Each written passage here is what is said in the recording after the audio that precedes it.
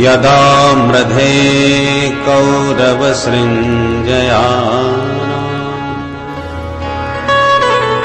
वीरेष्वथो वीरगतिं गते ब्रकोदरा विद्धगदा विवर्ष भगनोरुदण्डे धृतराष्ट्रपुत्रे।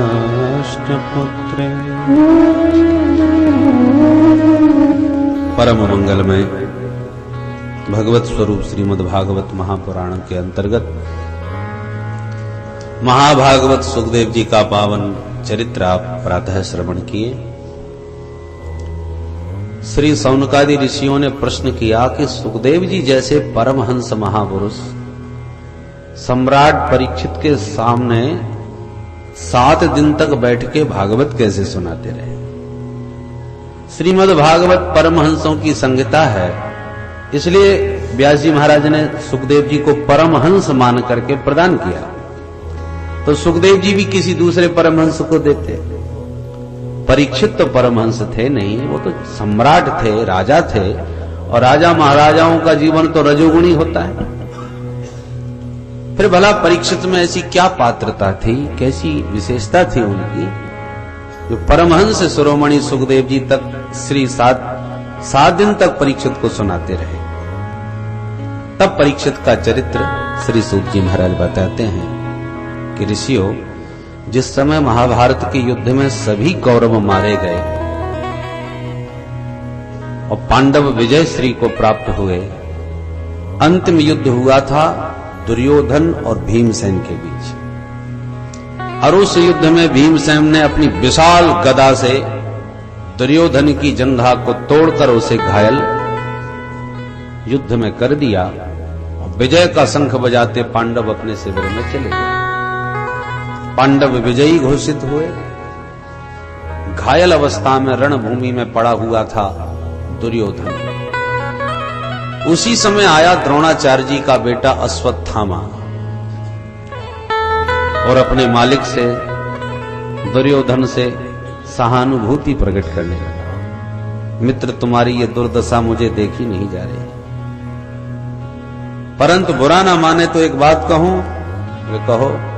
बोले, आपने अपना सेनापति उन्हीं को नियुक्त किया था जो मन से पांडवों से जुड़े हुए थे, चाहे वो बाबा भीष्म जी हों, चाहे वो हमारे पिता द्रोणाचार्य जी। यदि ये मौका मुझे मिला होता तो आज एक पांडव इस पृथ्वी पर न होता। दुर्योधन ने कहा, जो होना था सो हो गया, अब आगे तुम मेरे लिए क्या कर सकते हो ये बताओ। अश्वत्थामा बोला, बोलो क्या चाहते हो। दुर्योधन ने कहा, मेरे सबसे मन की पीड़ा यह है कि हम 100 भाई थे, आज एक नहीं बचा, और दुश्मन मात्र 5 भाई थे पर एक भी नहीं मरा।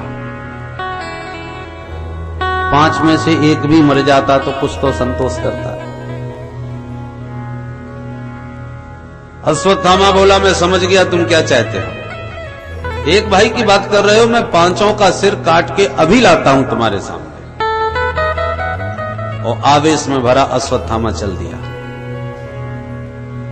काक उलूकन न्याय से इसने रात्रि में पांडवों पर हमला बोलने की योजना बनाई। संयोग से भगवान आज पांडवों को उनके शिविर से बाहर निकाल ले गए। अरे भाई, विजय की रात्रि है, धूमधाम से कहीं चल करके उत्सव पूर्वक मनाएंगे। यूं कह के भगवान पांडवों को ले गए और पांडवों की सैया जो शिविर में पड़ी थी उस पर द्रौपदी के 5 बेटा आके सो गए, जो 5 पांडवों से उत्पन्न थे और बिल्कुल पांडवों जैसे ही लगते थे। एक से एक महारथी पुत्र थे।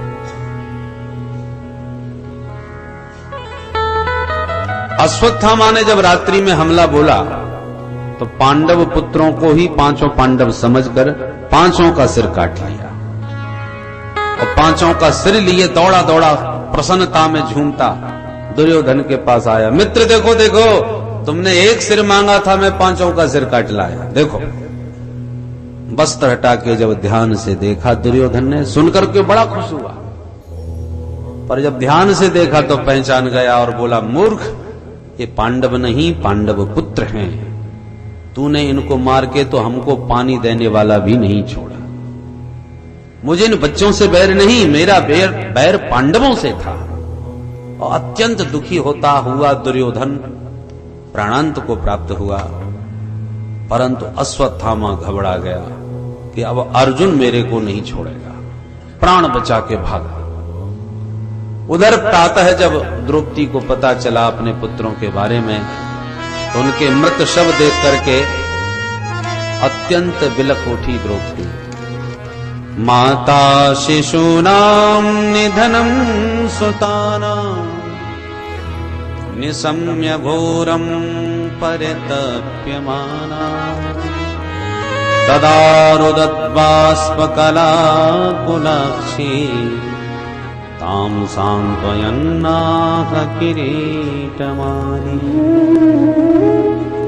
द्रौपदी के करुण क्रंदन को सुनकर के अर्जुन क्रोध में भर गए, गांडी उठा करके शपथ लिए, देवी द्रौपदी दुखी न हो, तुम छत्राणी हो,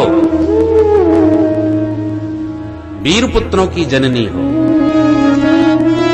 मैं तुम्हें अपने गांडीव को उठा के प्रण करता हूं, वचन देता हूं कि जिस दुष्ट ने ये दुष्कर्म किया है उसको तुम्हारी आंखों के सामने ला करके मृत्यु दंड दूंगा। और ऐसा कह करके अर्जुन गांडी लिए गोविंद के रथ में बैठ करके भागे। अश्वत्थामा का पता चला तो पीछा किया। भागते भागते अश्वत्थामा ने अर्जुन के ऊपर ब्रह्मास्त्र चलाया। भगवान बोले, अर्जुन ये ब्रह्मास्त्र है, इसका कोई काट नहीं, तुम भी ब्रह्मास्त्र चलाओ। अर्जुन ने भी ब्रह्मास्त्र छोड़ा, तब जाकर के ब्रह्मास्त्र शांत हुआ। दौड़ करके अश्वत्थामा को पकड़ लिया अर्जुन ने, बंदी बना के रस्सी में बांध करके रथ में पटक दिया। भगवान बोले, इसको बांध के कहां ले जा रहे हैं? ब्रह्म बंधुमिमं जहि, ये अधम ब्राह्मण है, इसलिए इसका इसी वक्त वध कर दो। अर्जुन बोले, वध तो इसका अवश्य होना है, पर मैं चाहता हूं द्रौपदी के सामने हो तो उसके शोक को शांति मिलेगी। मैंने वचन भी उसे दिया था प्रभु, इसलिए वहीं मारूंगा। और रथ में डाल करके वेग से दौड़े दौड़े आए और द्रौपदी के सामने रस्सियों में बंधा अश्वत्थामा खड़ा कर दिया। बोलो देवी, कौन सी मृत्यु इसे देना चाहते हो? क्या दंड देना चाहोगे? जहां द्रौपदी की दृष्टि अश्वत्थामा पर पड़ी, तुरंत भागी भागी आई और उसके सारे बंधन खोलने लगे। मुच्यता मुच्यता में स ब्राह्मणो नितरां गुरु। ये आप क्या कर रहे हैं महाराज? ब्राह्मण देवता है, ब्राह्मण के साथ ऐसा व्यवहार किया जाता है। और मात्र ब्राह्मण ही नहीं है, सएष भगवान द्रोण प्रजारूपेण वर्तते। पिता ही पुत्र के रूप में प्रकट होता है। अरे तुम्हारे गुरुदेव द्रोणाचार्य जी ने इतने रहस्य धनुर्वेद के तुम्हें सिखाए, आज वही अश्वत्थामा के रूप में तुम्हारे सामने खड़े हैं। उनके सारे उपकारों को भुला करके उनके साथ ऐसा व्यवहार कर रहे हैं आप। मुझे कोई दंड नहीं देना महाराज, इन्हें छोड़ दीजिए, छोड़ दीजिए। मुच्यताम। अर्जुन बोले, देवी कुछ पल पूर्व तुम अपने पुत्रों के हंता को, हत्यारे को मृत्यु दंड देना चाहती थी, और पुत्रों का हत्यारा सामने आया तो दया की मूर्ति बन गई। द्रौपदी बोली, महाराज इस पर तो मुझे बिल्कुल दया नहीं आ रही, पर दया इसकी मां के ऊपर आती है। पुत्र की मृत्यु से मां को कितनी पीड़ा पहुंचती है ये मैं अनुभव कर रही हूं। अब मैं नहीं चाहती कि इसकी मां को भी मेरी तरह रोना पड़े। मारोदी दस्य जननी गौतमी पति देवता, यथा हम मृतवत्सारता रोदम्यश्रुमुखे मुहुः। द्रौपदी के ये वचन धर्मराज युधिष्ठिर जी को प्रभावित किए और पुलकित हो गए। युधिष्ठिर जी बोले, अर्जुन मेरी भी यही आज्ञा है, अश्वत्थामा को तुरंत छोड़ो। कैसा भी इसने कुछ किया हो, पर हमारे गुरुदेव का बेटा है, इसलिए हमारे द्वारा इसका वध करना उचित नहीं। जब बार बार छोड़ने की बात धर्मराज ने भी कही, तब तो भीमसेन के नेत्र लाल हो गरजते हुए बोले, तुम सब छोड़ दो, पर मेरी गदा से तो ये जीवित बचने वाला नहीं। अर्जुन ने भी भीमसेन के स्वर में अपना स्वर मिलाया और बोले, मेरी प्रतिज्ञा का क्या होगा? मैंने द्रौपदी के सन्मुख प्रण किया था कि पुत्र हंता को तेरे सामने मारूंगा, यदि इसे छोड़ दोगे तो मेरी प्रतिज्ञा का क्या होगा? अब भीम और अर्जुन एक स्वर में कहते हैं हम इसे मारेंगे, परंतु युधिष्ठिर जी और द्रौपदी जी कहते हैं कि जो होना था सो हो गया, ब्राह्मण है, गुरुपुत्र है, इसलिए छोड़ दे। अब मार दिया जाए कि छोड़ दिया जाए, द्वंद्व खड़ा हो गया, दुविधा की स्थिति मेरे पास आई। सरकार अब आप ही कुछ निर्णय दीजिए, क्या किया जाए? भगवान बोले, हम तो वही कह रहे थे। आपने कहा नहीं, वही मारेंगे। अब फंस गए चक्कर में। बोले, प्रभु अब मारना भी कठिन है और छोड़ना भी मुश्किल है। बड़े भैया सख्त आदेश दे रहे हैं, छोड़ो। मेरी प्रतिज्ञा मैं अपनी छोड़ नहीं सकता, इसलिए अब हम सब एक स्वर में आपके ऊपर ये निर्णय छोड़ रहे हैं। आप जो निर्णय देंगे हम लोग वही स्वीकार करेंगे। भगवान ने कहा, सबने यदि मेरे ऊपर निर्णय छोड़ा है तो मैं जो कहूंगा वो सर्वमान्य होना चाहिए। सभी ने एक स्वर में कहा, महाराज आपका निर्णय सर्वमान्य। आप धर्म के मर्मज्ञ हैं, धर्म रक्षक हैं, इसलिए आप निर्णय भी धर्मानुकूल उचित करेंगे। भगवान बोले, तो सुनो धर्मशास्त्र क्या कहते हैं। ब्रह्म बंधुर न हंतव्य आतताई बधारहण मयैवो भयमामनातम परिपाय रुशासनम। भगवान बोले, ब्राह्मण कितना भी पतित हो, कितना भी अधम हो, पर शास्त्र कहते हैं ब्राह्मण का वध कभी नहीं होना चाहिए। इसलिए अर्जुन सावधान, ये ब्राह्मण देवता है, मारना मत। पर शास्त्रों में ये भी लिखा है अर्जुन, आतताई कोई भी हो, कैसा भी हो, उसका तो वध करना ही चाहिए। इसने सोते हुए बच्चों को मारा है, महा अत्याचारी है, तुम बिल्कुल मत छोड़ो, इसी समय मारो। अर्जुन ने कहा कि ये कौन सा निर्णय हुआ हमारे? आपने तो दोनों बात कर दी। एक तरफ कहते हो ब्राह्मण है और ब्राह्मण का वध नहीं होना चाहिए, इसलिए मत मारो। दूसरी तरफ कहते हो आतताई है और आतताई का वध होना ही चाहिए, इसलिए तुरंत मारो। तो मतलब क्या हुआ इसका? भगवान बोले, शास्त्र की जो बात है वो हमने कह दी, अब तुम्हें जो करना हो करो। अर्जुन ने कहा, ये बात मेरी समझ में नहीं आ रही प्रभु, जरा ठीक से समझाओ और एक बात कहो। भगवान बोले, तो दूसरे ढंग से समझो। तुम क्षत्रिय हो, युधिष्ठिर जी तुम्हारे बड़े भाई हैं, बड़े भाई की आज्ञा का पालन करना तुम्हारा धर्म है। तुम अनुज हो, छोटे हो, और युधिष्ठिर जी महाराज राजा हैं, तुम्हारे बड़े भाई हैं, इसलिए वो जो आज्ञा दे रहे हैं वो करो। पर क्षत्रिय होने के नाते अपनी प्रतिज्ञा मत तोड़ना, कुछ भी हो जाए। अर्जुन ने हाथ जोड़ लिए, जय हो टेढ़ी टांग वाले। तुम्हें टेढ़ी मेढ़ी बातें ही अच्छी लगती है, सीधी बात मानो आती ही नहीं। हर काम टेढ़ा, बोलना टेढ़ा, चलना टेढ़ा, खड़ा होना टेढ़ा, हर लीलाएं टेढ़ी। किसी का चीर चुराया, किसी का चीर बढ़ाया, लीला भी समझ में नहीं आती।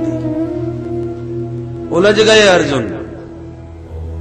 भगवान बोले, क्या करें, सीधा बोलना हमको आता ही नहीं। अर्जुन समझ गए ये क्या कहना चाहते हैं। तुरंत गीता का सूत्र याद आ गया, संभावितस्य चा कीर्ति मरणादतिरिच्यते। माननीय पुरुषों का अपमान ही मृत्यु है। शारीरिक बद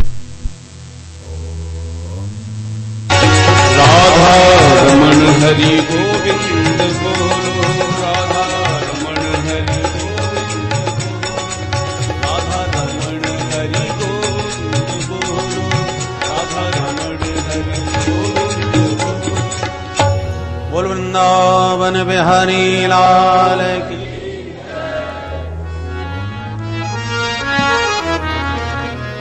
वपनं द्रविणादानं स्थानान्निर्यापणं तथा एष हि ब्रह्मबन्धूनां वधूनान्योऽस्ति देहितः। ब्राह्मण यदि अधम हो तो उसके वध के अन्य उपाय है। ब्राह्मण का वध कैसे होता है? वपनम द्रविणादानम स्थानान निर्यापणम, उसका शिखा सूत्र काट देना, उसको अपमानित कर देना, शिविर से घर से धक्का मार के अनादर करके भगा देना, यही उसकी मृत्यु है। अश्वत्थामा के सिर से चमकती हुई मणि को निकाला और अर्जुन ने शिविर से धक्का मार करके धकेल करके अश्वत्थामा को भगा दिया। भगवान अर्जुन को परीक्षा में पास कर दिए। भगवान का ये उलझा हुआ समाधान था। भगवान के ठीक से अभिप्राय को अर्जुन ने समझा। अर्जुन परीक्षा में पास हो गया। गीता का ज्ञान दिया है गोविंद ने, तो ज्ञान देने वाला परीक्षा भी तो लेता है, इसलिए भगवान ने परीक्षा ली। अश्वत्थामा को अनादर करके भगा तो दिया, पर अश्वत्थामा ने प्रण किया कि मैं पांडवों के वंश में अब पानी देने वाला नहीं छोड़ूंगा। बाहर जाते ही सोचने लगा क्या करूं, इनके वंश में और तो कोई बचा नहीं, एक है जो अभी पैदा हुआ नहीं। अभिमन्यु तो मारा गया, पर अभिमन्यु का एक बेटा पैदा होने वाला है। अभिमन्यु की पत्नी उत्तरा गर्भवती है, उससे जो पुत्र उत्पन्न होगा वही इनका वंशवर्धक होगा। यदि वह समाप्त हो जाए तो वंश भी इनका समाप्त हो जाए। ऐसा विचार करके अश्वत्थामा के गर्भ पर इसने ब्रह्मास्त्र का अनुसंधान किया। और इधर पांडवों के बीच भगवान अब द्वारका जाने की अनुमति मांग रहे थे। पांडव रोकने का आग्रह कर रहे थे और भगवान अपनी समस्या सुना रहे थे। भाई आज नहीं तो कल जाना तो है ही, बहुत दिनों से आपके बीच रह रहे हैं, अब परिवार के लोग भी याद कर रहे होंगे, आप जानते ही हो हमारा परिवार कितना बड़ा है, इसलिए बहुत दिन हो गए, अब अनुमति मिल जाए। तो न चाहते हुए भी पांडव भगवान को विदा करने राजी हो गए। और ज्यों ही भगवान ने सभी पांडवों से विदाई ली और रथ में जाने के लिए भगवान ने एक कदम रखा ही था कि इतने में उत्तरा दौड़ी भागी, चीखती भगवान के चरणों में जा गिरी, पुकार उठी, पाहे पाहे महायोगिन देव देव जगत्पते, नान्यं त्वदभयं पश्ये यत्र मृत्यु परस्परम्। पाहि माम, प्रभु रक्षा करो, रक्षा करो। त्राहि त्राहि कह के जैसी प्रभु के चरणों में पड़ी उत्तरा, भगवान तुरंत सावधान हो गए। देवी क्या बात है? उत्तरा बोली, प्रभु ये तेज पुंज मेरी ओर बढ़ा आ रहा है, निश्चित मुझे भस्म कर देगा, पर मैं मरने से नहीं डर रही। कष्ट इस बात का है कि कहीं मेरे गर्भ का शिशु समाप्त हो गया तो आपके द्वारा रक्षित ये कुरुवंश भी समाप्त हो जाएगा। उस वंशधर की रक्षा करें प्रभु। भगवान पलक झपकते सब रहस्य जान गए। मां भैष्ठ, देवी डरो मत। और यों कह के भगवान ने अंगुष्ठ बराबर नन्हा सा रूप बनाया और नन्हे से प्रभु तुरंत देवी उत्तरा के गर्भ में प्रविष्ट हो गए। बोल भक्तवत्सल भगवान की जय। गर्भ में विराजमान उस शिशु की भगवान प्रदक्षिणा करने लगे, चारों तरफ उसके घूमने लगे। और अश्वत्थामा के द्वारा भेजे ब्रह्मास्त्र को भगवान ने अपने दिव्य प्रताप से तुरंत शांत करके वहां से लौटा दिया। ब्रह्मास्त्र को शांत किया और भगवान ने गर्भगत शिशु की परिक्रमा लगाई, तो गर्भ में बैठे परीक्षित ने अपनी नन्ही नन्ही आंखों से भगवान के उस मनोहर रूप का दर्शन किया। और जब से वो झांकी देखी, सर्वदा के लिए वो झांकी परीक्षित के चित्त में चढ़ गई। बोलो राधे राधे। चित्त में कौन चढ़ता है?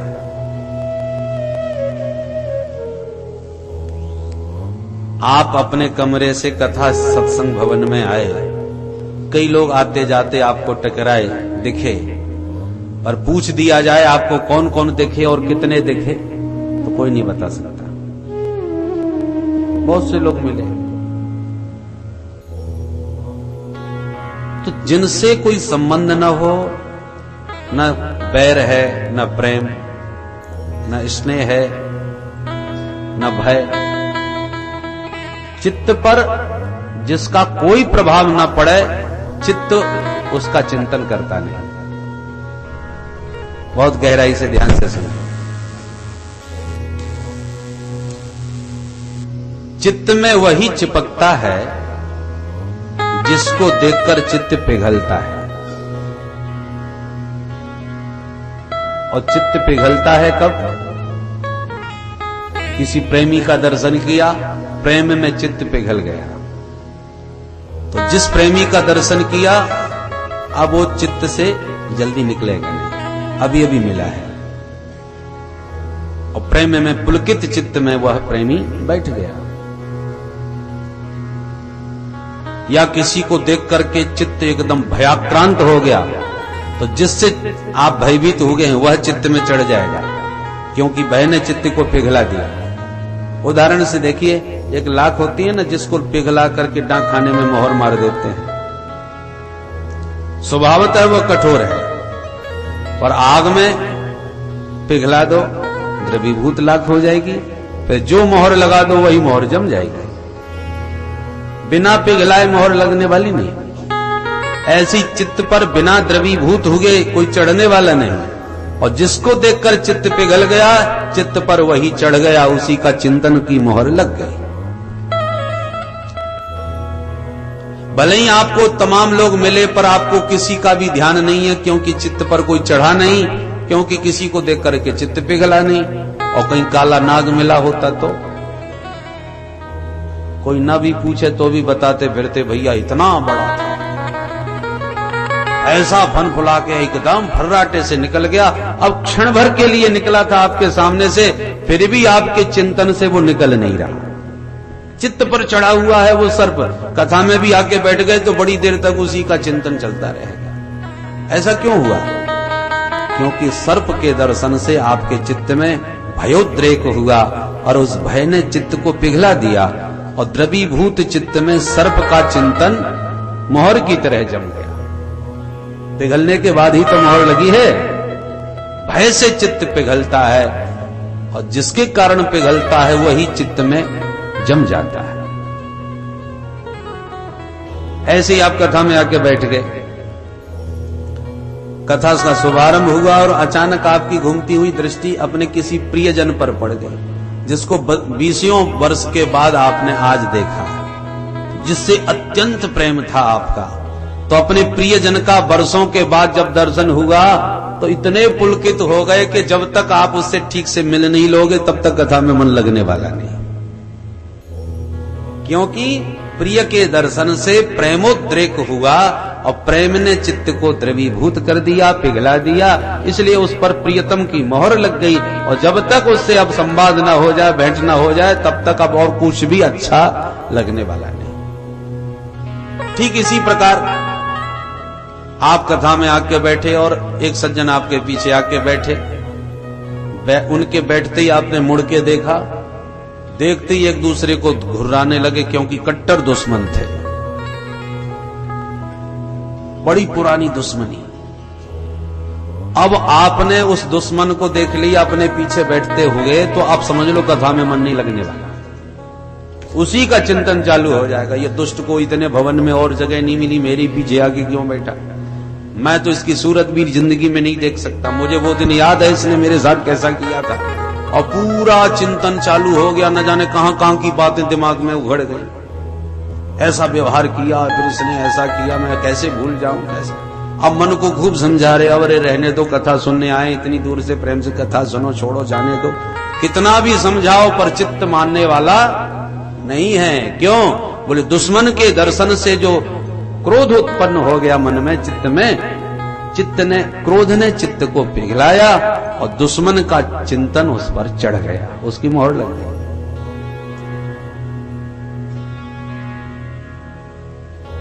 ये सब चित्त के द्रवीभूत होने के कारण है। किसी कामनी के दर्शन से कामोद्रेक हो गया, तो काम यदि जागृत हो गया तो उस कामनी के चिंतन में ही सतत आपके चित्त का चिंतन चढ़ जाएगा।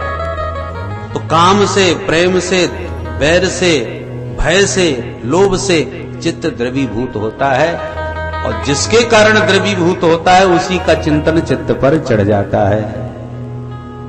इसलिए नारद भक्ति सूत्र में नारद जी कहते हैं, तदर्पित खिलाचारः सन् काम क्रोधाभिमानादिकम तस्मिन् नैव करणीयम्।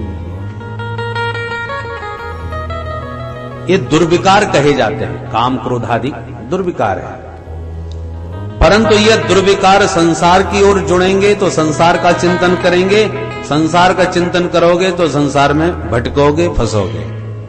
और यदि यही विकार भगवान से जुड़ जाएं तो भगवत चिंतन होने लगेगा, और वो भगवत चिंतन आपके कल्याण का साधन बन जाएगा। बोलो राधे राधे। इसलिए प्रेम करना है तो भगवान से करो, बैर भी करना है तो भगवान से करो। बैरी की याद बहुत आती है, प्रेमी को तो एक पल भूल भी जाओ पर बैरी भुलाए नहीं भूलता है। तो बैर भी करो तो भगवान से करो, तो कम से कम भगवत चिंतन तो होगा। इसलिए जो कुछ करना है भगवान से जोड़ करके संबंध करो।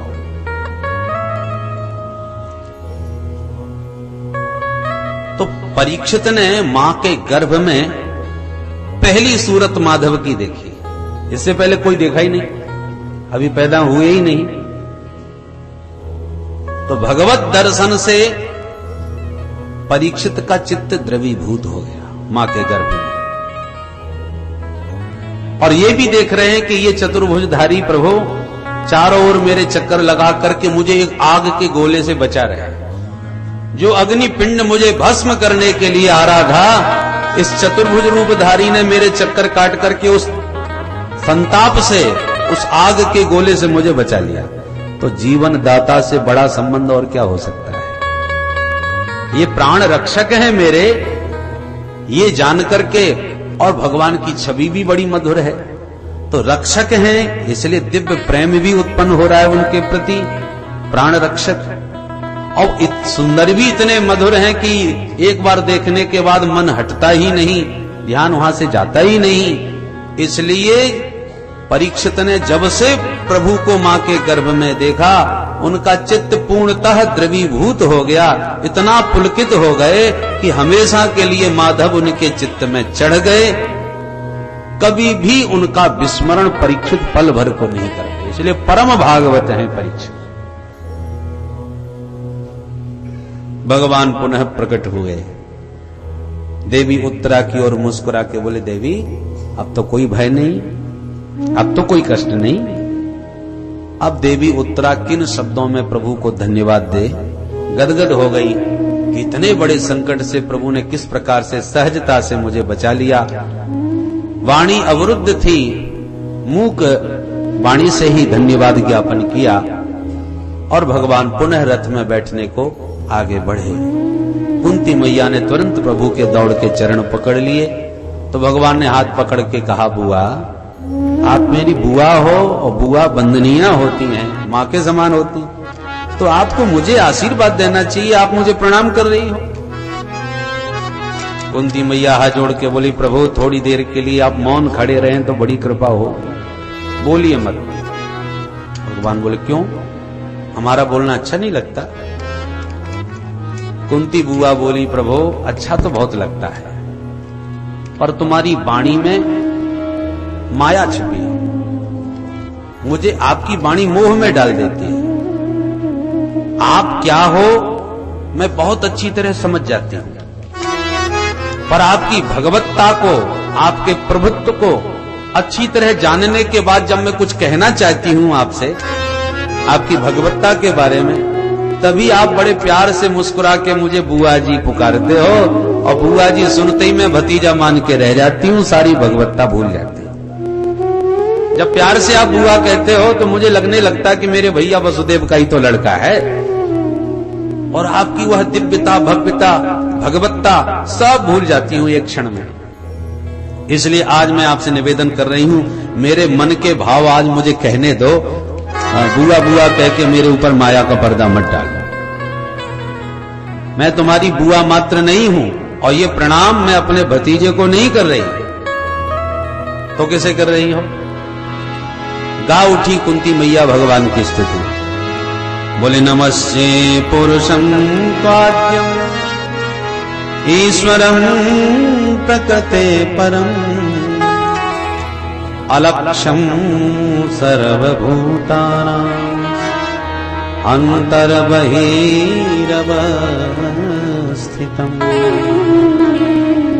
मायाजवनिकाच्छन्नम् अज्ञाधोक्षजमव्ययम् न लक्ष्यसे मूढदृशा नटो नाट्यधरो तथा परमहंसानां मुनीनाममलात्मनां भक्तियोगविधानार्थं कथं पश्येमहि स्त्रियः कृष्णाय वासुदेवाय देवकी नंदनाय च नंदगोपकुमाराय गोविंदाय नमो नमः।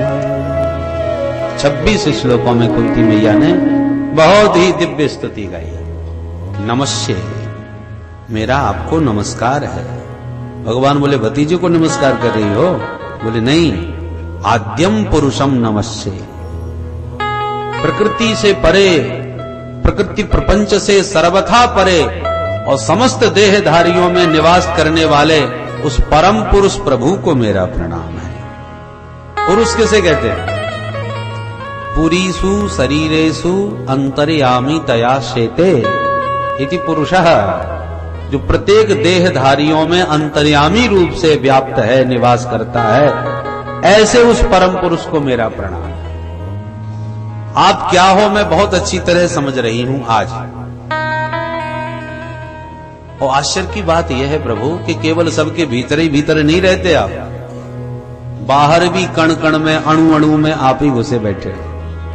अंतर वही अवस्थितम, भीतर बाहर सर्वत्र आप विद्यमान हैं।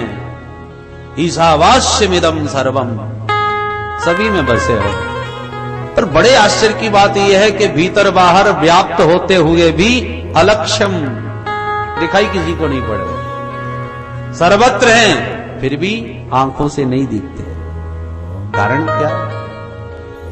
जब सब जगह है तो फिर दिखाई क्यों नहीं पड़ता? बोले माया जवनिका छन्नम, आपने सबकी आंखों पर घूंघट डाल रखा है। काय का? बोले माया का। माया का ऐसा सूक्ष्म पर्दा सबके नयनों में डाला है कि जब तक आप कृपा करके उस घूंघट को न उठावें तब तक आपको कोई नहीं देख सकता। जिस पर रीझ गए उसी का घूंघट उठा दिए और दिखा दिए, और जिस पर खींच गए उसी की आंखों पर हाथ भर का पर्दा और डाल दिया। आपकी कृपा के बिना आपको जान पाना असंभव। सो जानहि जहि देहु जनाई, सो जानहि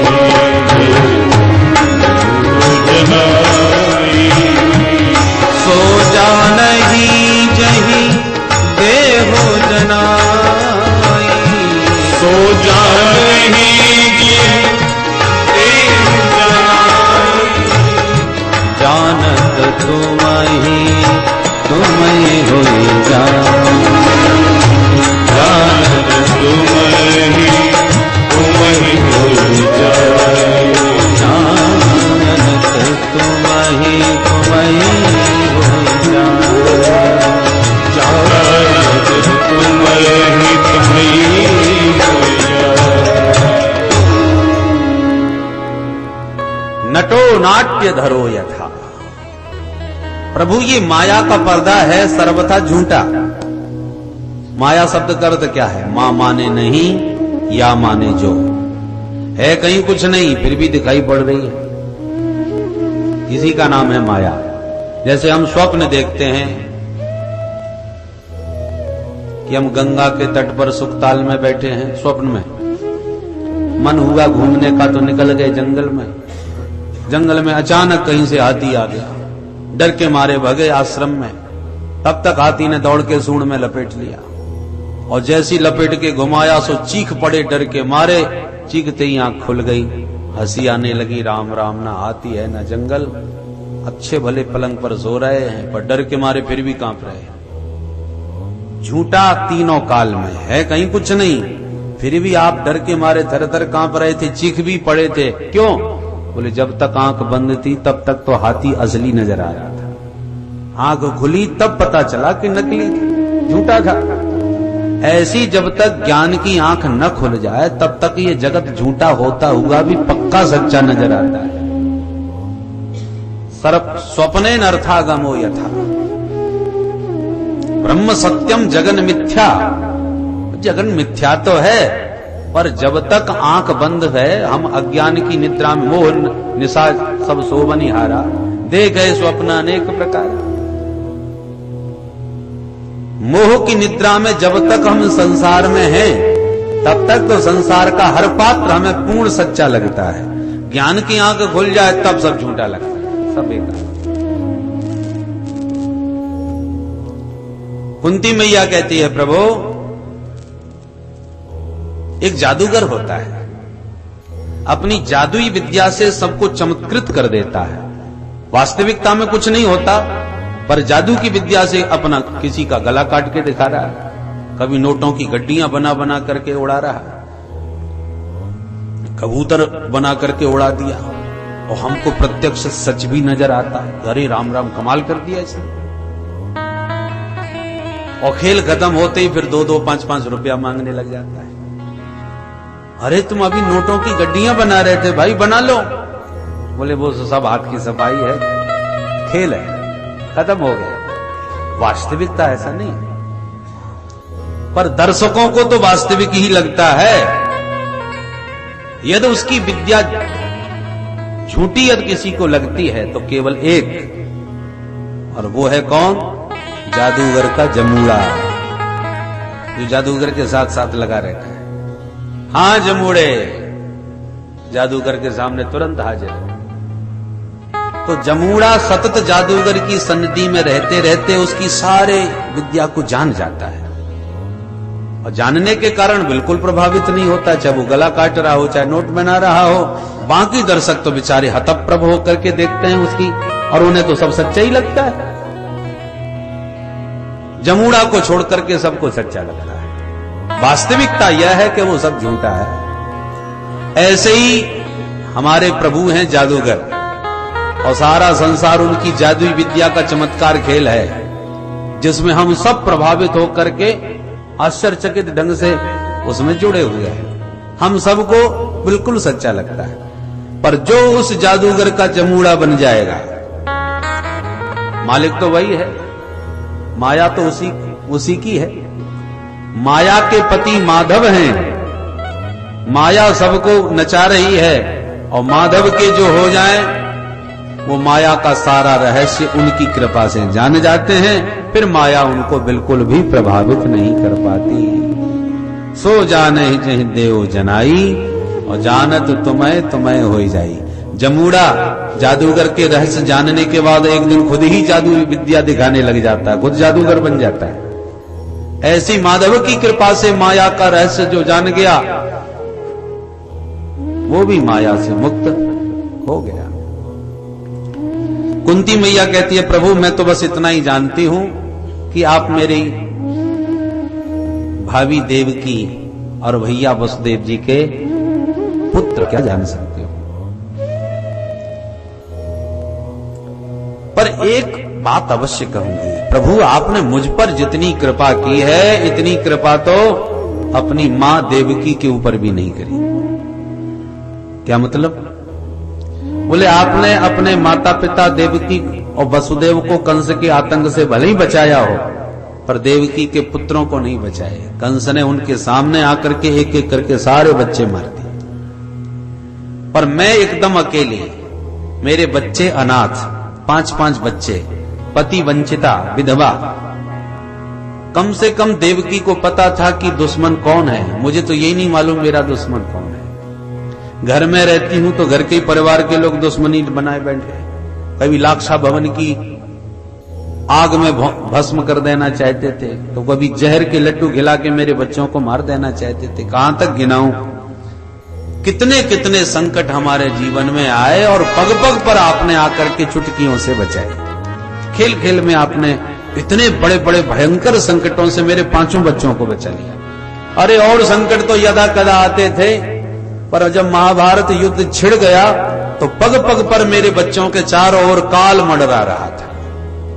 मैं स्वप्न में भी नहीं सोच पा रही थी कि कैसे मेरे पुत्र विजयी बन सकेंगे। आपकी कृपा के अतिरिक्त और कोई अवलंब नहीं था। जिन बाबा भीष्म ने हमारे वंश के वयोवृद्ध मेरे बच्चों को उन्होंने अंगुली पकड़ के चलना सिखाया था, गोदी में खिलाया था, वे महाकाल बन करके शत्रु पक्ष के सेनापति बने खड़े थे। जिन महाराज द्रोणाचार्य जी ने मेरे बच्चों को धनुष पर बाण चलाना सिखाया था, इन मेरे बच्चों के गुरुदेव भी शत्रु पक्ष में दुश्मन बने खड़े थे। कहां तक गिनाऊं, सबके सब विपक्ष में खड़े नजर आ रहे थे। मेरे बच्चों के साथ यदि कोई था तो एकमात्र आप। तो इतने इतने बड़े आतंक से आपने मेरे बच्चों को कितनी बार बचाया। आपके कितने ऋण हैं गिना नहीं सकती।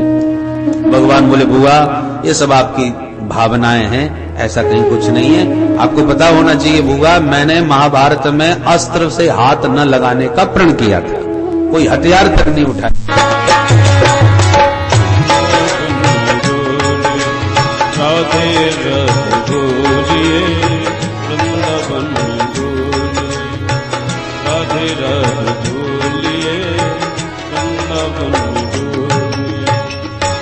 बोल भक्तवत्सल भगवान की जय। विशान महागने पुरुषाद दर्शनात् असत्सभाया वनवास कृच्छ्रतः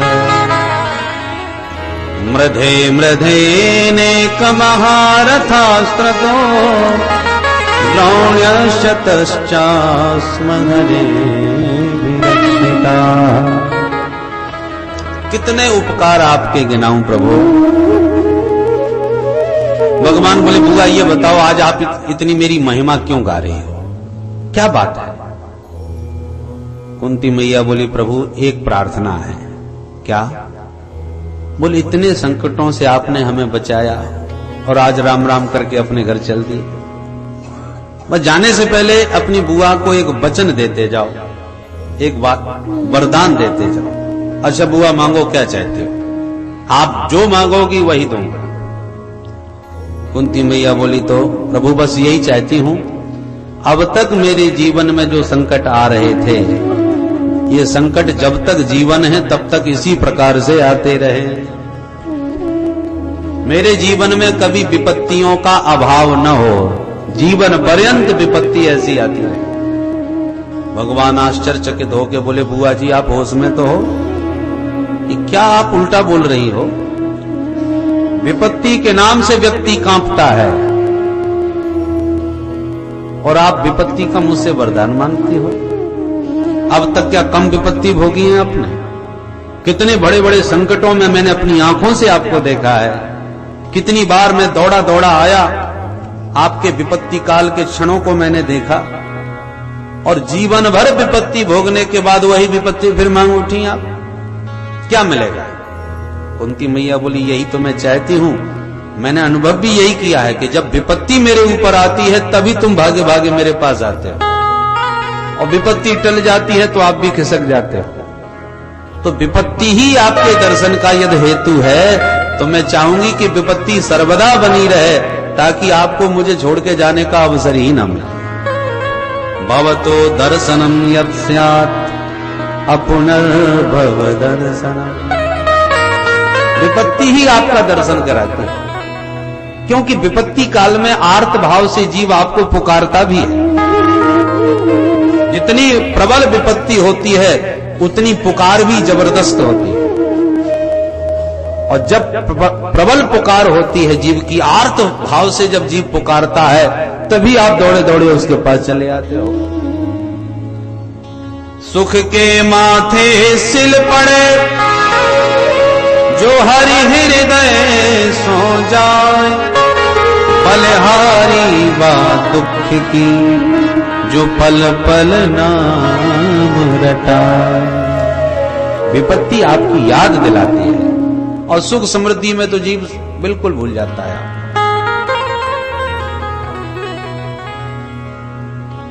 बुआ के इस प्रेम भरे वचनों को सुनकर प्रभु पुलकित हो गए। बुआ यदि ये बात है तो यात्रा स्थगित, अब आप प्रेम से जब हमें विदा दोगी हम तभी प्रस्थान करेंगे, नहीं जाते द्वारका। और यों कह के भगवान ने जाते जाते यात्रा स्थगित कर दी, और बुआ जी के प्रेम से हाथ पकड़ के भवन के भीतर प्रविष्ट हो गए। बोल भक्त वत्सल भगवान की जय। सभी पांडवों में आनंद छा गया। जाते जाते भगवान ने अपनी यात्रा को स्थगित कर दिया। अब कुछ दिनों का और हमें प्रभु का सानिध्य सामीप्य प्राप्त होगा, ये जानकर पांडव बड़े प्रसन्न हुए। भगवान रुक गए, ठहर गए। एक दिन प्रभु ने देखा कि बड़े भैया युधिष्ठिर जी सिर पकड़े बैठे हैं। भगवान ने आके पूछा, बड़े भैया क्या बात है? दुश्मन सब मारे गए, चक्रवर्ती सम्राट बन के आप गद्दी पर बैठ गए, अब तो कोई किसी प्रकार का संकट नहीं रहा, फिर भी आप मुंह लटकाए क्यों बैठे रहते? धर्मराज युधिष्ठिर बोले, हे द्वारकानाथ, जब जब वो विधवा स्त्रियां मेरे आंखों के सामने आती हैं जिनके पति महाभारत के समर में समाप्त हो गए, तो मुझे बड़ी ग्लानि होने लगती है।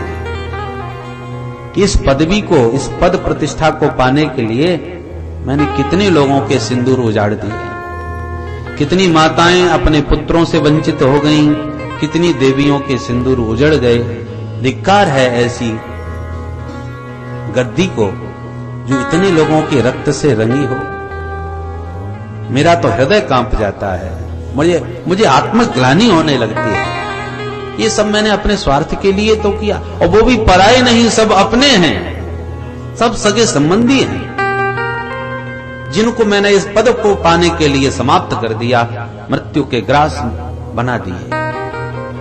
भगवान क्षत्रिय धर्म का उपदेश देने लगे, और युधिष्ठिर जी की कुछ भी समझ में नहीं आया। भगवान जिसे समझाना चाहते हैं वही समझ पाता है, और न चाहें तो भगवान भी उपदेश देते रहे, वो समझ ही नहीं सकता।